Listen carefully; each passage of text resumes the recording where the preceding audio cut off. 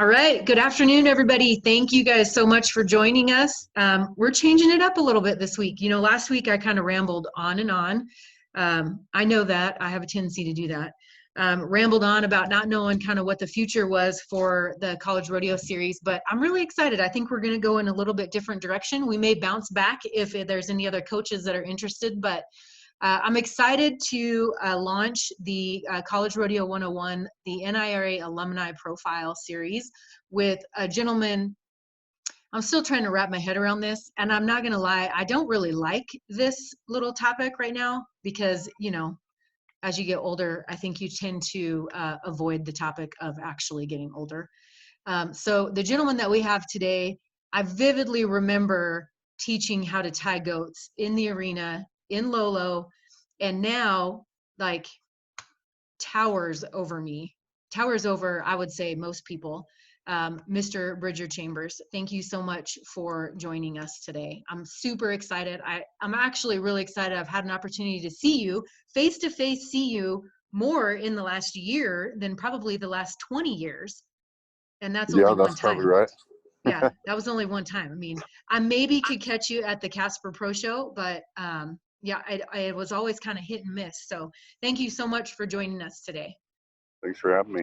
Look at the title. Your name is The Bridger Chambers. That's funny. I think I did that. So for just a little bit of background, and I'm sure, well, I don't know. I would say that maybe some people don't know who you are. I think you probably have more of a following than you would even like to.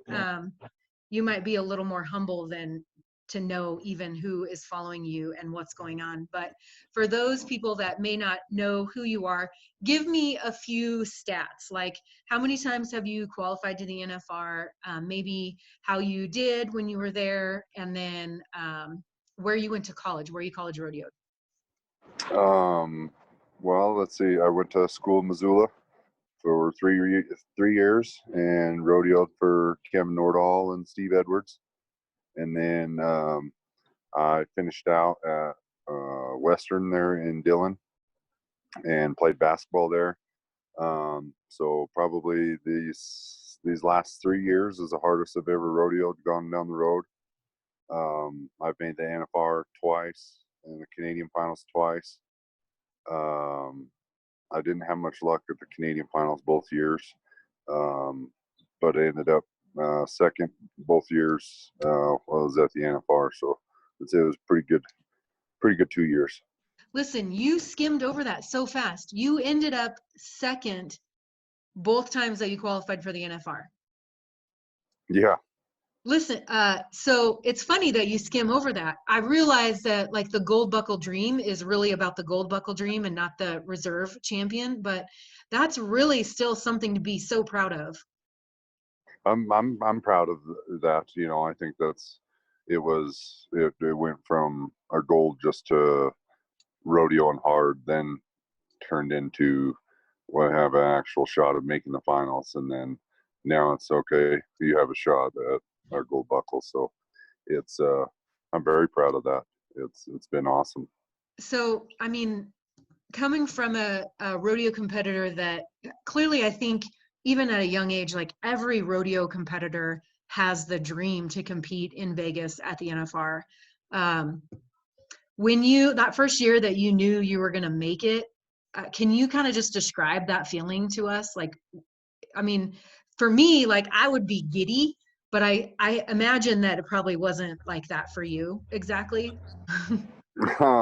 Yeah, pretty close, but I guess it was, I think I started out a lot later than most people do. I didn't go down the road when I turned 18 or 21 and was trying to make it, you know, and that was probably the best thing for me.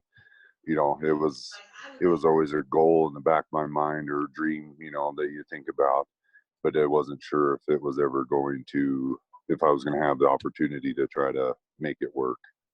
And so then just how things played out, you know, it was probably around Labor Day-ish that we were kind of getting settled in on it.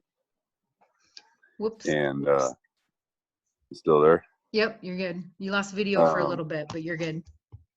then after that, that's when it was just a surreal feeling that I don't know how it come over your body, just sitting there like I did this thing. Yeah. Yeah, for sure. Man, he's giving me goosebumps just talking about it. So, you mentioned Labor Day. Man, that is pretty late in the year. I mean, what would you say? I guess I don't know. What's the goal now? I mean, now that you know that you've been there and you can compete at that level, what's your goal? Like, when do you want to have that kind of locked in by? I guess this year is totally wonky, so don't count this Mm, year. But what's the yeah, norm? I don't know if you can count anything as locked in. There's been guys that have won. They might have 50,000 won before they even go to Reno and come up short. Yeah, So it's, I think the main goal is just making it, right? Because yeah, as long as you make it, you have a chance. And so, yeah, I don't really like to look at the standings too much that way. And you know if you're doing good or bad, going down the road, you can tell.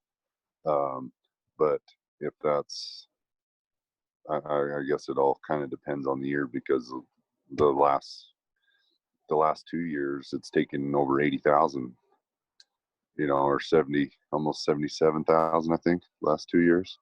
And now their guys might make it with 35,000. yeah. So So just it to kind it of put it varies. in perspective, when is the Reno rodeo Reno would be at the normally? beginning of June, second weekend of June, I think. Okay. Just kind of kicking off summer.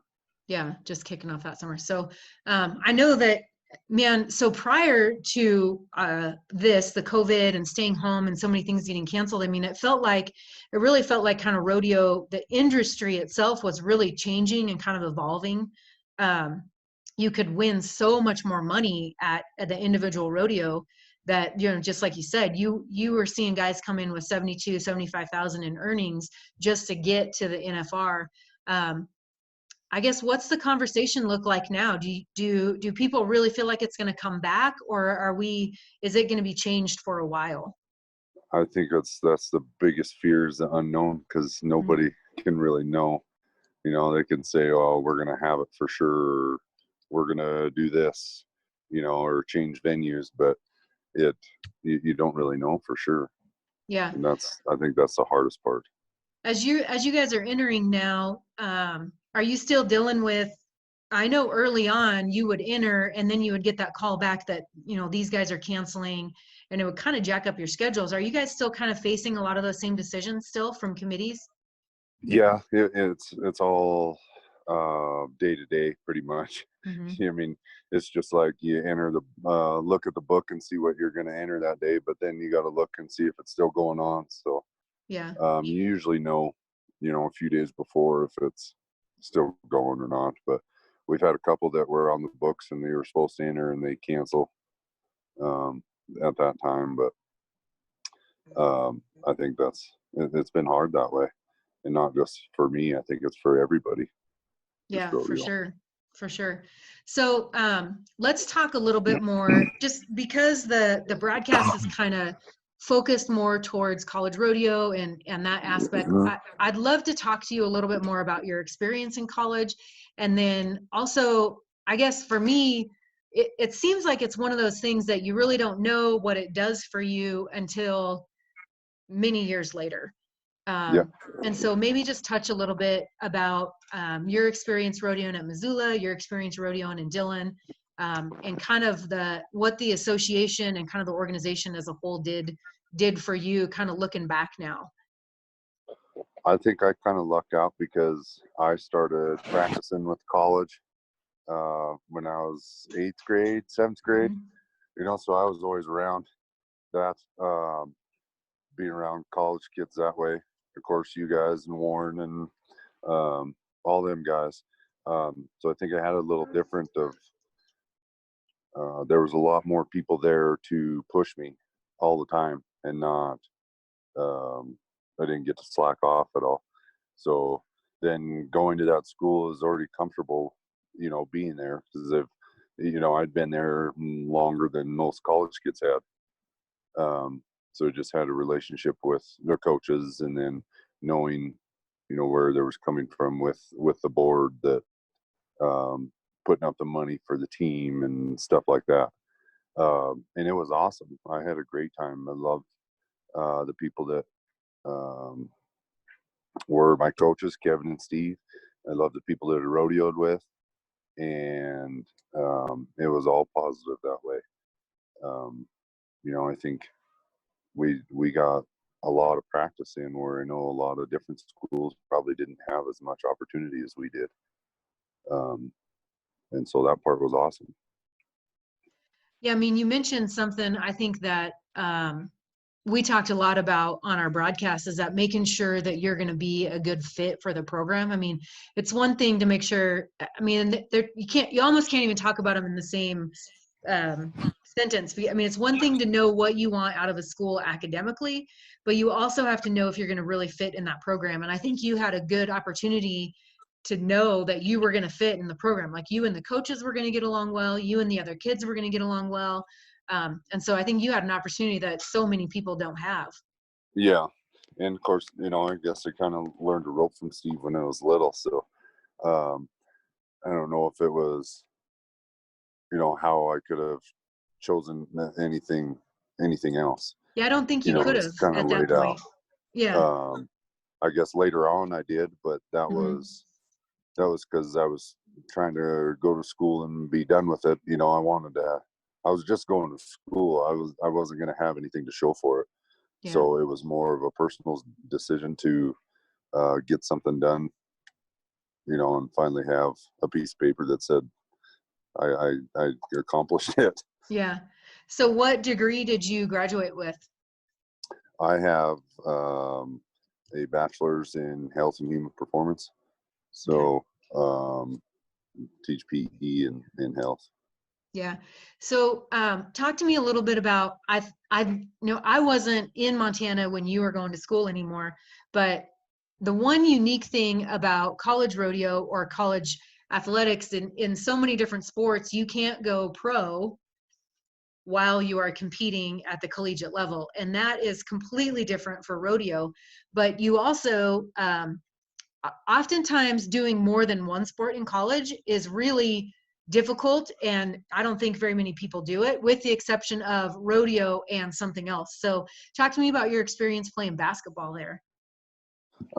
Yeah, so after Missoula, I still kind of had an itch to go play, and Steve Keller was the coach there, and of course Oli Else was the head rodeo coach, and um, she welcomed me in with big old arms, and Mm-hmm. and then Coach Keller, he gave me an opportunity just to walk on and play, and it was awesome.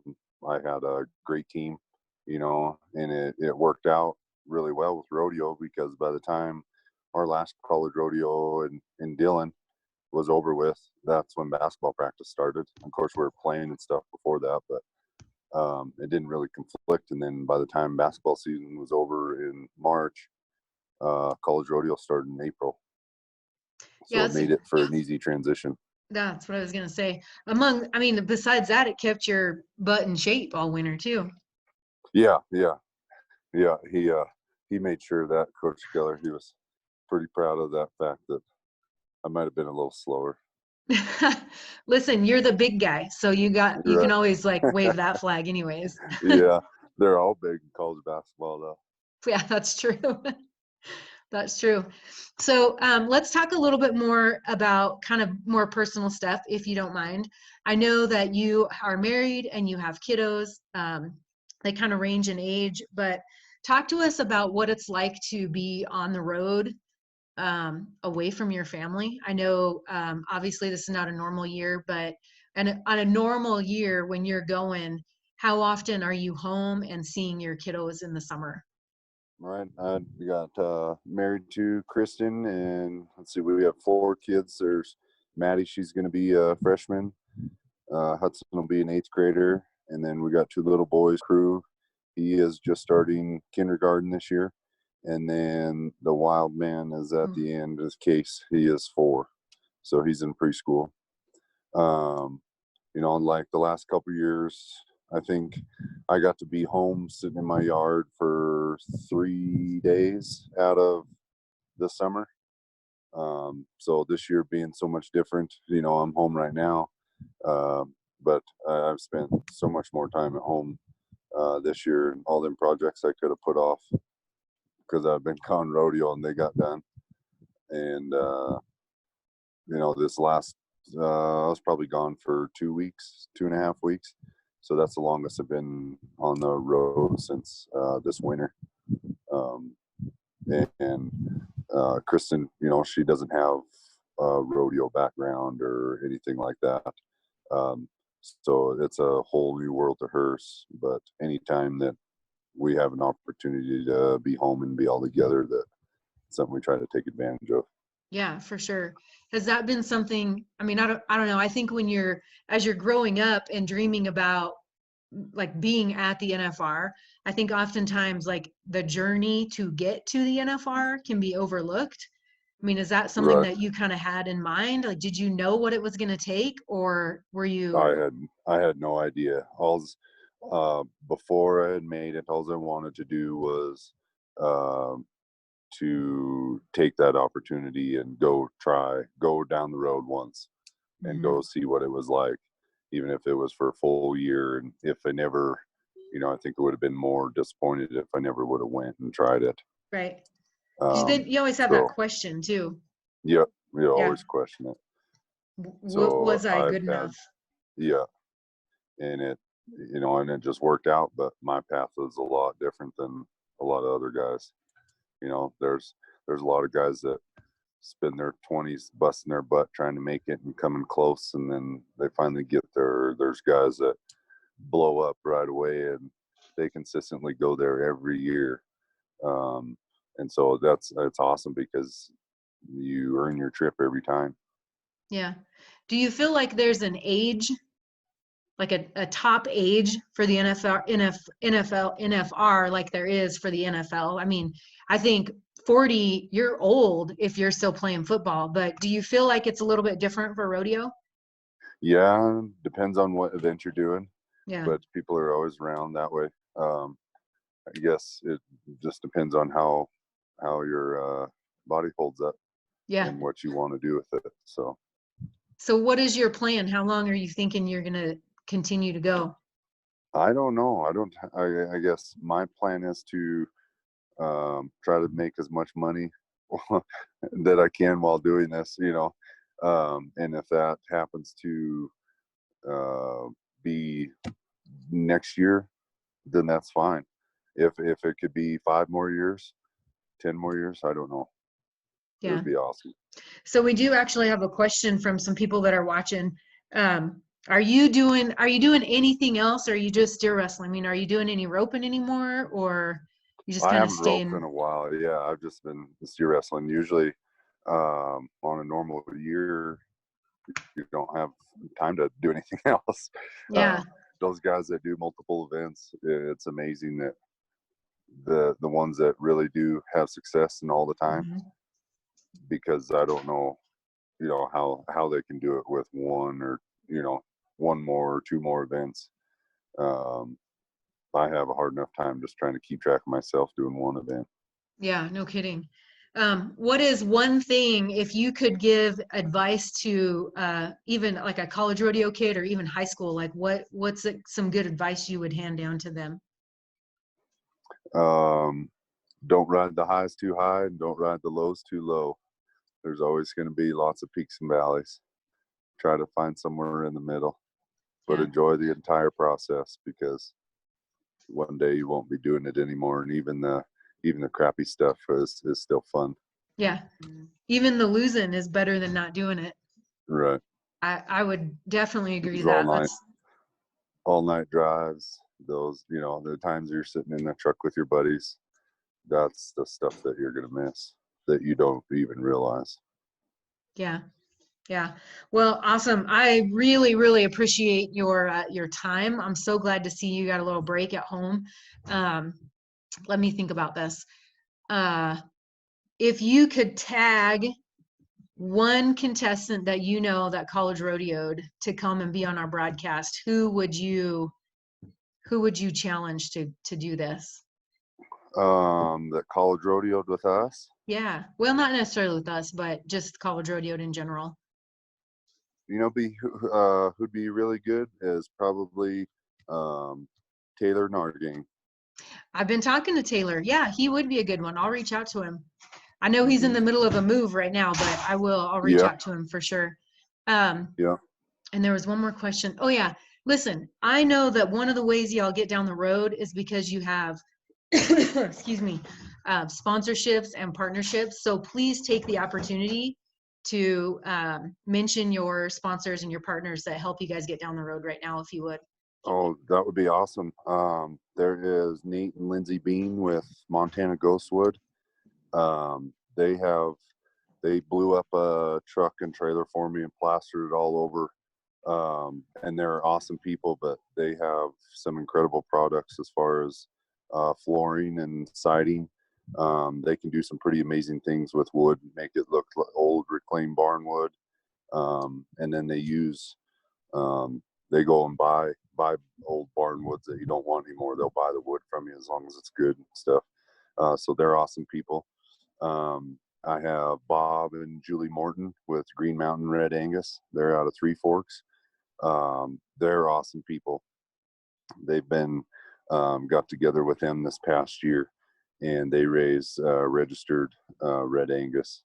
You know, they've helped me. I went and worked our sale this year right before everything hit, and I think they're pretty fortunate. The timing of it was just right before it happened, so they kind of got by, and they didn't know what was going to happen. And then I have a clothing deal with Panhandle. The Chicks and Chaps, with them, they were my very first sponsor. And they're awesome to work with. Kirsten Cooper and those guys have helped me. They put on events in each of their towns, and then they keep the proceeds there that go into that and pay for doctor visits or anything to help women that are going through chemo and stuff like that to help them out. And then the last one would be Booner's Taxidermy. My brother, he's there in Stevensville, so trying to help each other out that way. I know he gets a little bit of this, hopefully on the airtime, and then I get taxidermy for life. Hey, that's a great deal. We'll see. I gotta get something. You gotta shoot something so first. Work on it, yeah. You might have to work on that one. Oh, that's funny. I was gonna say, now is he just getting to be on everything, or does he have to give you something? I mean, he did put up with you forever. Oh yeah, he gets to put up with me, but once this rodeo's down, I'll probably head to the mountains a lot more. So then I'll reap my benefits out of that. He may be regretting that deal later. He might. Well, I greatly appreciate you sharing the sponsorships with us. I know that without them, sometimes it doesn't seem like it's going to be possible. So it's thank crazy your how much sponsors for it you. helps. Yeah, yep, for it's sure. awesome. And with American Hats, have them on there too. It's amazing. You know, I think one of the biggest things I see guys saying they take pride in, you know, they made it without sponsors, and I think that's an awesome accomplishment too. But it dang sure doesn't help or hurt to have them help out either. Yeah, for sure. That's great. So we may have you back on, because I know there's a lot of people that are getting going. How do they get sponsors? How do we get these endorsements? And so we might do a little clip on that later. But Sure. thank you so much. I would also add that I'm going to be partnering with Chicks and Chaps here in October for some giveaways and help promote some breast cancer awareness. For those of you Awesome. that don't know, it kind of hit our family last year. My mom was diagnosed with breast cancer. Luckily, she kicked its butt, but it can be very overwhelming. And so kind of holds a place in my heart that I never really planned on. So we're going to partner with Chicks and Chaps, and then we're also partnering with an organization here in Wyoming. So stay tuned for that coming up. Bridger, thank you so much. Hey, if there's anything that we can do for you, you guys, we got 50 amp service in the yard. So if you need a place to camp out, just call me up. Absolutely. Absolutely. We'll do it. Thanks, All Heidi. right. Thank you. Hey, you guys tuning in. Thank you so much for tuning in. We're going to be doing these NIR alumni profiles for a while. NIRA, that came out real fast. So if you have a contestant, a cowboy, be it pro or college, that you want to know more about, or you'd like to hear kind of more about what's going on outside the arena, send us a message. If you're still interested in doing those college profiles, shoot us a message for that too. We would love to keep this going as long as we can. Again, thank you, Bridger. We appreciate your time, and thank you guys for tuning in live. We will catch you next week.